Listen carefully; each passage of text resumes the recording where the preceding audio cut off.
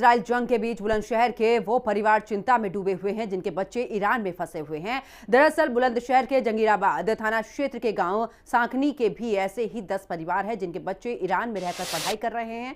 दोनों देशों के बीच शुरू हुई तनातनी के बाद जहां इन बच्चों को तेहरान से दूसरे सुरक्षित स्थानों पर पहुंचाया गया है, तो वहीं परिवार अब उनके वापस लौटने की कामना कर रहा है। हमारे संवाददाता साजिद सैफी ने इनके परिवार वालों से बातचीत की और समझा कि युद्ध के हालातों के बीच उनकी चिंता क्या है।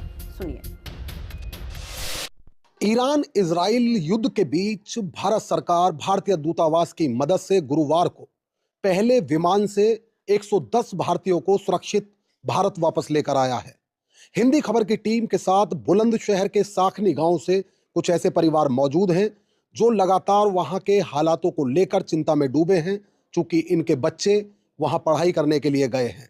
जैसे ही 110 भारतीयों के सुरक्षित वापस लौटने की खबर इन्होंने सुनी तो इनकी उम्मीद जो है वो कहीं ना कहीं जगी है, और ये क्या कुछ सरकार से कहना चाहते हैं वो सब जानने के लिए हम ग्राउंड जीरो पर इनके साथ मौजूद हैं, बातचीत करेंगे।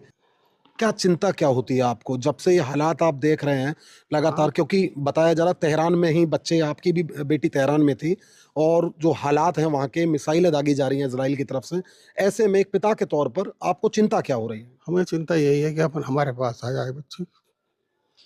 आप परेशान ना होइए, बच्ची आएगी, 110 भारतीय वापस लौटे हैं, भारत सरकार वापस लाएगी। इत्मीनान से आप कहिए, सरकार से क्या कहना चाह रहे हैं बताइए। हाँ, बस हम तो बच्चे के लिए कहना चाह रहे हैं, हमारे इंडिया पहुंचा दे। एक ऐसी महिला यहाँ हमारे साथ मौजूद हैं जिनके शौहर, जिनके पति पढ़ाई करने के लिए ईरान गए थे। हाँ बताइए, शौहर से बात हुई थी आपकी? बताइए। मेरी 3 दिन पहले बात हुई थी, आज तीसरा दिन है। नेटवर्क प्रॉब्लम की वजह से बात नहीं हो पा रही। क्या कह रहे थे वो आखिरी बार जब बात हुई आपकी? वो कह रहे थे कि हमसे 100 किलोमीटर दूर बमबारी हुई है रात, अच्छा। और हमारे दिलों में एक दहशत गर्जी है।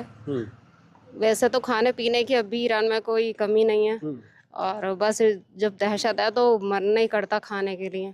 आपको ये पता होगा कि जो भारतीय दूतावास है उसके द्वारा एक कंट्रोल रूम स्थापित किया गया 24 घंटे 7 दिन के लिए, और जो छात्र हैं उनको भी दूसरी जगह शिफ्ट किया गया।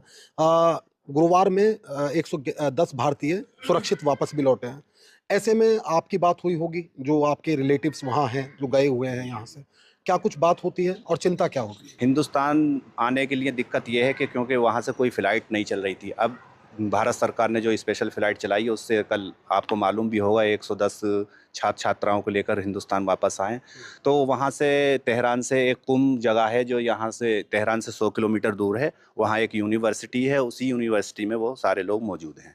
क्या मौजूद थे जो जिनके अपने ईरान में पढ़ाई के लिए गए हुए थे? अब जो हालात हैं वहाँ के, उसके बाद इनका चिंतित होना लाजमी है। आपको बता दें कि हजारों की संख्या में भारतीय ईरान के अंदर मौजूद बताए जाते हैं, जिनमें अधिकांश लोग वहाँ शिक्षा ग्रहण करने के लिए गए हुए हैं। ये परिवार भारत सरकार से ये अपील कर रहे हैं, गुहार लगा रहे हैं कि जिस तरह 110 भारतीयों को सुरक्षित भारत लाया गया, वैसे इनके अपनों को भी सुरक्षित भारत लाया जाए।